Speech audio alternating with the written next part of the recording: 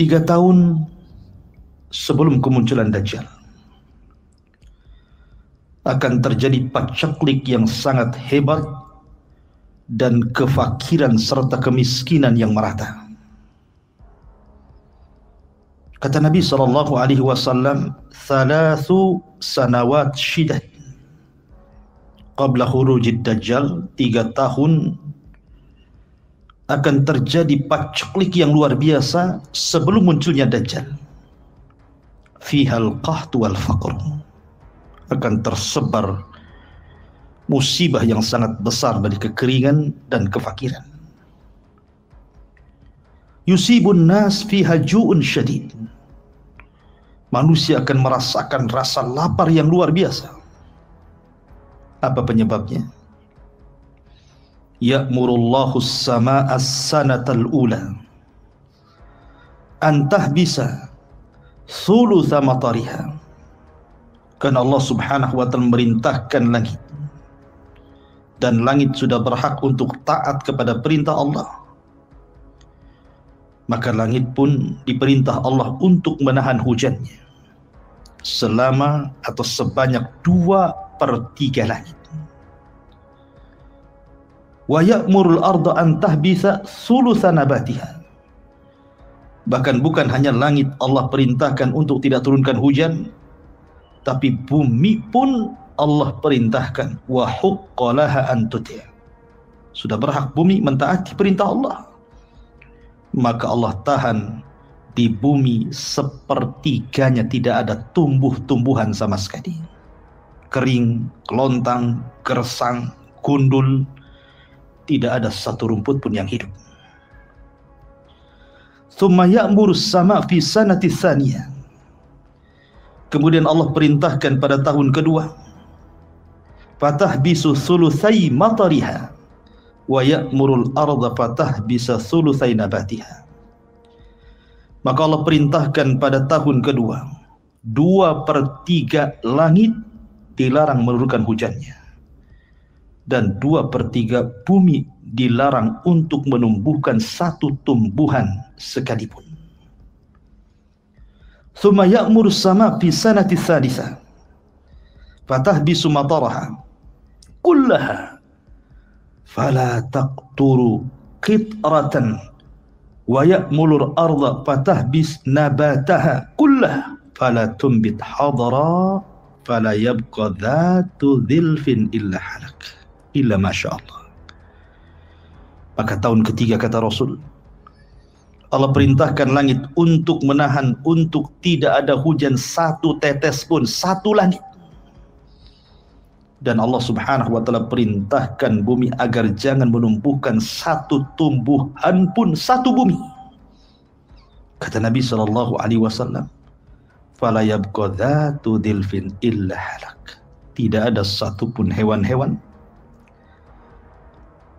yang hidup yang bisa berjalan di permukaan bumi, semua binasa, karena tidak ada yang dimakan. Tidak ada satupun pohon dan tumbuhan kecuali mengering. Tidak ada satupun hewan dari hewan buas sampai hewan jinak kecuali Allah binasakan, kecuali yang Allah kehendaki saja. Ketika itu para sahabat bertanya kepada Nabi SAW, fama ya'ishun nas fi dzalika zaman Rasul, kalau tidak ada satupun tumbuhan yang hidup, tidak ada satupun binatang yang hidup, lalu apa manusia yang akan dimakan dan diminum mereka? Tidak ada. Tidak ada serapan air, kering mengering. Tidak ada daging yang dimakan, tidak ada beras, tidak ada gandum, tidak ada roti, tidak ada apapun yang bisa mereka makan. Lalu apa yang mereka makan? Bagaimana cara bertahan hidupnya orang-orang? Maka Nabi SAW mengatakan, sesungguhnya mereka akan hidup wa yujzi'u dzalika 'alaihim, dan akan mencukupkan kehidupan mereka bidzikri, dengan cara berzikir, dengan cara mengucapkan alhamdulillah, dengan cara mengucapkan la ilaha illallah, dengan cara mengucapkan Allahu Akbar.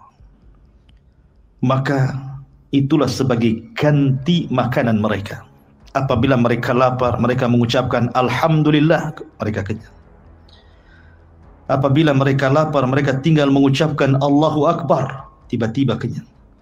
Apabila mereka merasa lapar, mereka mengucapkan La ilaha illallah, mereka pun kenyang.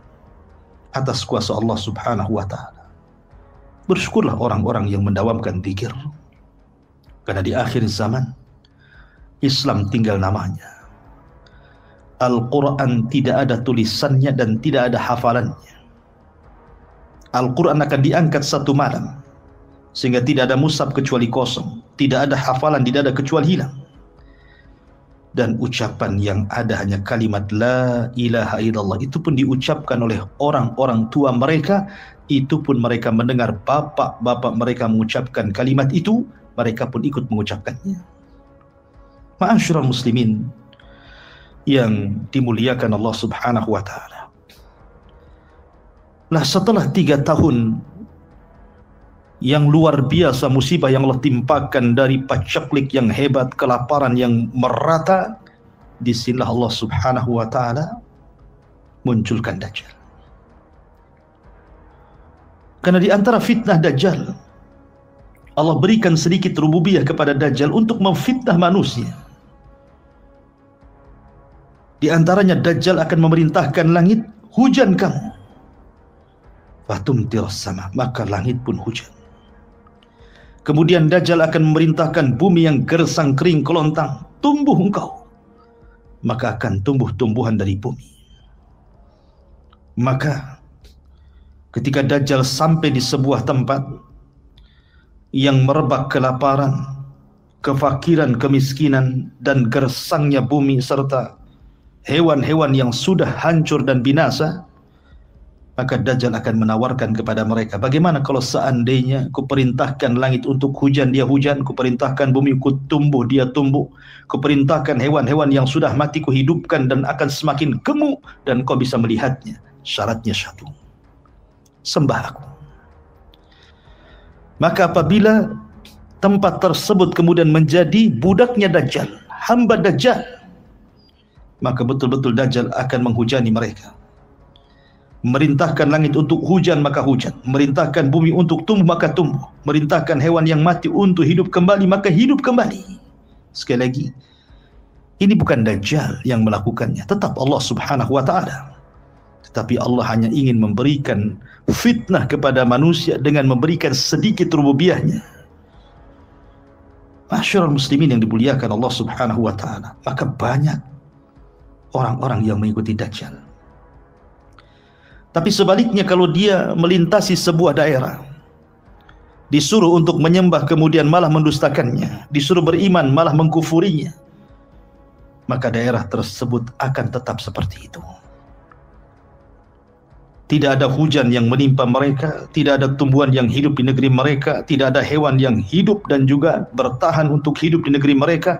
Betul-betul Dajjal akan membiarkan mereka kelaparan.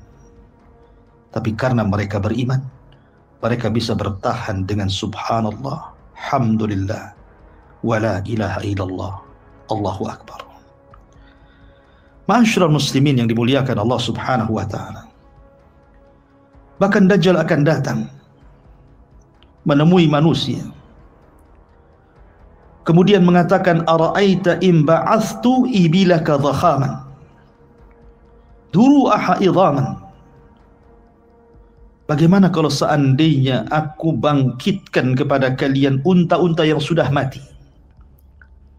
dengan tubuh yang sangat besar dan susunya yang sangat segar? Apakah kalian mau mengakui ana rabbuk, saya Rabb kalian? Maka sebagian penduduk mengatakan na'am. Fatamassala lahu syayatin ala surati ibili. Maka Dajjal memerintahkan setan-setan untuk membentuk unta-unta yang sudah mati yang dimiliki orang-orang itu. Kemudian unta itu akan hidup, kemudian akan mengalirkan air susu dan daging yang sangat besar, padahal itu jelmaan syaitan. Tetapi bagi yang kufur, maka mereka akan ditinggalkan kelaparan. Bahkan lebih hebat lagi, Dajjal akan mengundang masyarakat orang-orang kampung. Kemudian akan mengatakan di hadapan orang kampung itu, "Ara'aita in ba'athtu abaka wa ibnaka wa man ta'rifu min ahlika ata'lamu anni rabbuk?" Bagaimana pendapat kalian kalau seandainya kuhidupkan anakmu, bapakmu, ibumu, orang yang kau cintai, orang yang kau kenal? Maukah kau mengakui aku Rabbmu? Maka orang-orang mengatakan, "Na'am, ya." Maka Dajjal merintahkan syaitan agar yang satu membentuk anaknya, yang satu membentuk bapaknya, yang satu membentuk ibunya, yang satu membentuk orang-orang yang disayanginya. Kemudian orang-orang yang seolah-olah dihidupkan Dajjal akan mendatangi keluarganya dan mengatakan, "Wahai anakku, wahai suamiku, wahai istriku, wahai orang tuaku, orang yang di hadapan kalian adalah Tuhan, sembahlah dia." Maka banyak orang-orang jahil, akhirnya mereka pun tunduk dan menyembah Dajjal, terutama kaum wanita.